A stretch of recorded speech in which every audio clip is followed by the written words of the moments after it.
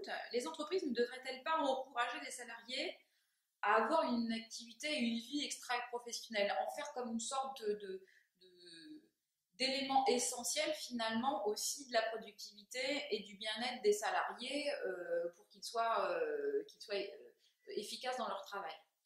L'entreprise, bien sûr, devrait fixer encore une fois des limites, c'est-à-dire pousser leurs salariés à avoir des activités de loisirs, des activités soit sportives ou des activités artistiques ou de créativité, parce que ça peut, en fait, il y a des études qui montrent que avoir une activité physique, avoir une activité sportive est un des meilleurs antidotes contre le stress professionnel, sinon contre le burn-out. Et aussi tout ce qui peut être artistique, bien sûr, peut aussi augmenter tout ce qui est l'inventivité. En fait, de développer le cerveau qui crée l'inventivité, c'est quelque chose qui peut être dans l'intérêt de chaque entreprise. Mais est-ce que c'est encore la responsabilité de l'entreprise de pousser les salariés à faire ça? C'est encore une question. Est-ce que ce n'est pas encore rendre les gens, en fait, les pousser dans une infantilisation et aussi de leur créer des contraintes supplémentaires qui peuvent être source de burn-out? Donc je pense que l'entreprise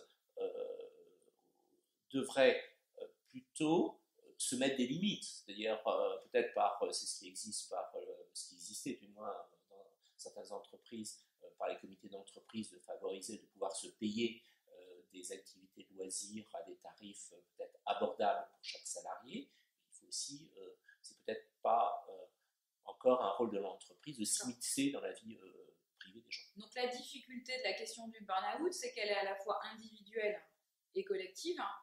Donc chaque salarié devrait s'interroger sur son implication dans l'entreprise, c'est-à-dire est-ce qu'il dépasse des limites qui mettent en danger sa santé affective et mentale, et l'entreprise en même temps devrait donner les outils et sans être trop ingérant dans la vie. C'est une question qui est complexe. Je pense que l'entreprise devrait envoyer le message que la santé de ses salariés est importante, qu'il y a un temps optimal pour lequel on peut travailler, et si on dépasse ce temps optimal pour chacun, finalement, on casse la mécanique. Donc, et que c'est dans l'intérêt de l'entreprise d'avoir des salariés qui soient dans ce temps optimal et qui aient des moments justement où ils se reposent et au moment où ils se consacrent à leur vie de famille et où ils se consacrent à une vie de loisir. Et en fait, un des symptômes particuliers en fait, par rapport à ça, c'est cette tendance qui est particulièrement française à rester très tard au travail le soir. C'est un peu les faillots qui font ça. Et je ne connais pas actuellement des entreprises qui aient clairement établi des limites pour ça. C'est-à-dire que c'est la remarque stupide en disant « Ah, tu pars à 18h, tu as pris ton après-midi ».